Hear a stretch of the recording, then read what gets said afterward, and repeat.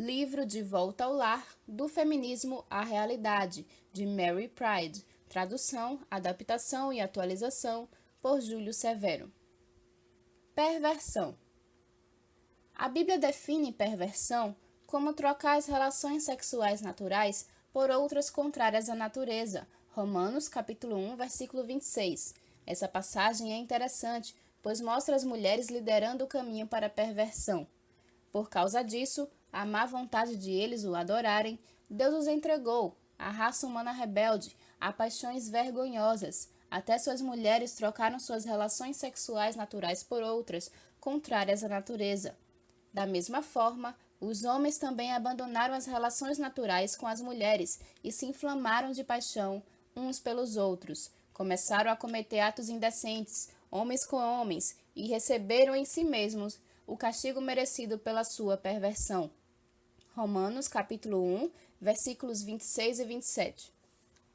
Literalmente, essa passagem diz: as fêmeas trocaram a função natural pelo que é contra a natureza, e do mesmo modo, os machos abandonaram a função natural das fêmeas. A palavra mulheres dessa passagem, que eu traduzi fêmeas, e a palavra homens, que eu traduzi machos, são usadas nas referências de Jesus ao relato da criação do homem. Deus os fez homem e mulher. Mateus capítulo 19, versículo 4 e Marcos capítulo 10, versículo 6.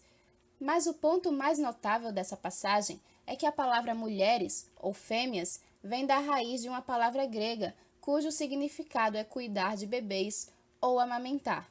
Os teólogos muitas vezes interpretam essa passagem dizendo que quando Deus abandona uma raça ou nação, primeiro as mulheres se tornam lésbicas e então os homens seguem seu exemplo e se tornam homossexuais. Isso, sem dúvida, é parte da verdade, mas não acho que é a verdade toda. A história humana mostra que é muito mais fácil os homens se tornarem homossexuais, e isso em grande número, antes das mulheres se tornarem lésbicas. E nem é necessário que essa passagem esteja falando alguma coisa de lesbianismo. Tudo o que diz é que as fêmeas trocaram sua função natural pelo que é contra a natureza. Então perguntamos, qual é a função natural delas?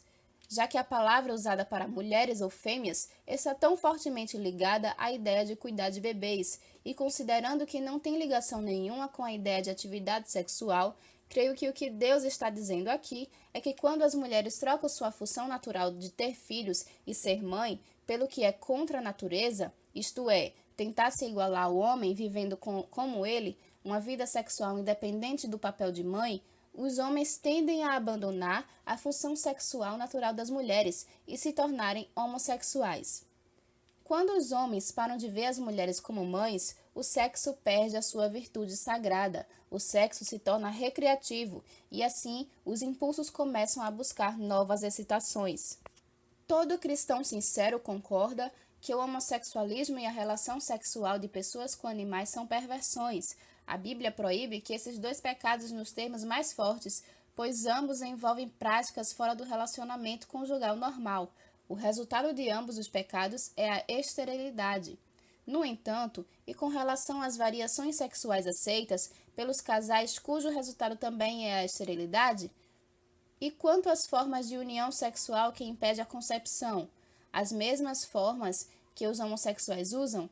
Será que essas variações aceitas não são o que a Bíblia quer dizer quando fala sobre as mulheres abandonando sua função natural? Será que esse tipo de comportamento não é o que desvia os homens de suas esposas e os leva a procurar outros homens? Creio que a resposta é sim, e aqui está o motivo. A união física é só um dos propósitos para os quais Deus criou o sexo. É possível dois seres humanos se tornarem uma só carne por meio de qualquer união sexual, conjugal, homossexual, etc. Mas o outro propósito, que é sempre evitado pelas modernas publicações evangélicas, é a fertilidade. O fato é que a fertilidade é indispensável para que a relação sexual seja conjugal, heterossexual e envolva somente a união direta do órgão sexual masculino com o feminino e nada mais. Por favor, tenha em mente que estou falando sobre relação sexual, não sobre carícias. Carícia é uma coisa e ato sexual é outra. O livro de Cântico dos Cânticos descreve um casal se alegrando no corpo um do outro, abraçando-se, beijando-se e acariciando-se. Mas isso não é a mesma coisa que trocar certa parte do corpo da esposa por outra, ou usar certa parte do corpo do marido no lugar da parte normal, ou recorrer a objetos artificiais para substituir os órgãos sexuais. Coisas desse tipo dão sucesso aos filmes pornôs, não aos casamentos cristãos. Deus nos dá exemplo de um homem que queria se expressar sexualmente com sua esposa, de um modo que não é fértil. O homem era Onã, filho de Judá. De acordo com o costume, Onã tinha se casado com a viúva de seu irmão falecido. Ele tinha relações sexuais com Tamar, mas porque não queria filhos, ele derramava o sêmen no chão para evitar que seu irmão tivesse descendência. O Senhor reprovou o que ele fazia e por isso o matou também. Gênesis capítulo 38, versículos 9 e 10. Alguns dizem que Onã foi um caso especial, pois Deus tinha escolhido Tamar para ser ancestral de Jesus, o nosso Messias. Mas nem Onã nem Tamar sabiam disso. Qualquer um dos filhos de Judá, ou, como acabou acontecendo, o próprio Judá, poderia ter gerado o descendente prometido por Deus. Além disso, o pecado de Onã não foi simplesmente não querer gerar filhos para o seu irmão. Selá, seu irmão mais novo, jamais chegou a se casar com Tamar, e ele também não queria cumprir a sua obrigação para com seu irmão falecido. No entanto, nada aconteceu com Selá. O que Onã fez foi pervertido, porque ele perverteu a função do sexo. Ele usou Tamar para o seu prazer pessoal, mas recusou dar-lhe filhos. Perversão quer dizer usar nós mesmas, nosso corpo, espírito e mente, de um modo que Deus não planejou. Um bom exemplo seria pessoas tentando experimentar algum novo tipo de sabor ingerindo comida mediante tubos colocados no nariz, em vez de se alimentarem pela boca. Quando estamos doentes, precisamos nos alimentar desse jeito, mas uma pessoa saudável optar por alimentação pelo nariz seria nada menos do que pervertido. Da mesma maneira, as modernas técnicas sexuais que separam o sexo da fertilidade são pervertidas, ainda que sejam divertidas ou excitantes. Essas técnicas constituem rebelião contra o plano de Deus para o sexo. Todas as formas de relação sexual que se afastam da fertilidade conjugal são pervertidas. A masturbação, o homossexualismo, o lesbianismo, a relação sexual com animais, a prostituição, o adultério e até mesmo a esterilidade deliberada no ato conjugal mediante meios artificiais. Tudo isso é perversão. Quanto aos casais que têm o costume de se excitar por meio de livros e filmes pornográficos, não deve restar dúvidas a ninguém que estimular-se sexualmente mediante a exploração imaginária ou real do corpo de outras pessoas é exatamente o que Jesus quis dizer quando ele declarou que olhar para a mulher que não é sua esposa é desejá-la no coração, é cometer adultério. Mateus, capítulo 5, versículo 28. Os indivíduos que falam sobre a liberdade que os cristãos têm de ler tais livros e assistir a filmes sujos, ou de imaginar encontros sexuais com outras mulheres para ajudar a estimular na hora da relação sexual, estão realmente cometendo um grande erro. Se são essas coisas que nos estimulam, então estamos cometendo adultério. Se alguém disser que essas coisas não deixam excitado, mas continua a ler livros e a ver os filmes, ele está mentindo. A pessoa que quer ver um filme pornô não tem controle sobre sua influência. Por isso, quem quer sair do caminho da pureza, a fim de assistir a outros cometendo adultério sem dúvida alguma, não está entre os puros, para os quais todas as coisas são puras. Nós todas temos a liberdade de passar nosso fim de semana brincando em latrinas, mas nos fins de semana não vemos multidões aproveitando sua liberdade desse jeito. Quem usa a liberdade cristã como desculpa para se entregar à pornografia só está mostrando onde seu coração realmente está. Nas palavras da Bíblia, eles estão usando a liberdade como desculpa para o mal. É importante que se compreenda bem que algo pode dar excitação simplesmente porque tem o sabor do mal. A natureza humana decaída adora a perversão. Portanto, as mulheres cristãs que vestem como prostitutas de várias maneiras aberrantes, a fim de excitar seus maridos, precisam refletir com seriedade no que elas estão tentando fazer. Você está querendo ensinar o seu marido a reagir sexualmente a roupas aberrantes ou a você? Qualquer mulher pode se vestir sensualmente como fazem as sedutoras atrizes de TV, mas se o seu marido está reagindo ao sutil toque de malícia nas roupas ou no modo como você se comporta, isso vai fazer com que ele deseje mais e mais estímulos sexuais maliciosos. O que Romanos, capítulo 1, versículo 24 a 28, diz, pode bem aplicar-se a nós se estamos distraindo a atenção do nosso marido, levando a uma busca incessante de prazer. Essa distração irá afastá-lo da união e da fertilidade. Conforme Romanos capítulo 1, versículos 24 a 28, primeiro Deus entrega as pessoas à impureza sexual. Então, ele as entrega a vergonhosas paixões sensuais. Por último, ele as entrega a uma disposição mental reprovável para praticarem o que não deviam. Nos estágios terminais, as pessoas buscam a perversão simplesmente porque é errada e contra as leis da natureza. É por isso que a perversão é tão excitante para elas. Primeiro vem a impureza, depois vem mais impureza, já que o gosto que sente no começo mais tarde perde a graça e não estimula como antes. Por último, vale qualquer coisa quando se está desesperadamente em busca de uma nova maneira de perverter o sexo, a fim de estimular mais uma vez paixões já saturadas. Fora do pedestal. Faz uns 5 anos que a sociedade vem separando o sexo das responsabilidades e alegrias de ter filhos. Você gosta das modernas atitudes para com o sexo? As esposas antes eram consideradas principalmente como mães e, portanto, sagradas, mas elas foram arrancadas desse pedestal.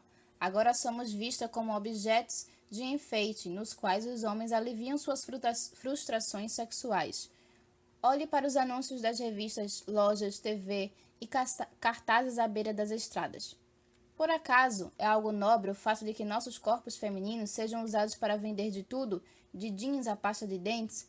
Pense no nojento dilúvio de pornografia que a cada ano que passa se alastra mais. Pense no modo como as crianças estão sendo forçadas a praticar o sexo e como elas estão sendo violentadas por adultos que não mais compreendem que o sexo envolve a reprodução. Esses adultos não veem a necessidade alguma de proteger os meninos e as meninas que ainda não chegaram à adolescência. Pense também no modo como esse tipo de comportamento vem minando o casamento. Muitos maridos não mais veem suas esposas como mães de seus filhos, mas como mulheres que, por direito, eles podem usar sexualmente à vontade. É de surpreender que eles se divorciam de suas esposas ao parecer uma mulher de melhor aparência. As mulheres cristãs não foram chamadas para ser amantes requintadas ou apenas parceiras profissionais do marido. Nós somos mulheres, fêmeas, aptas a criar filhos.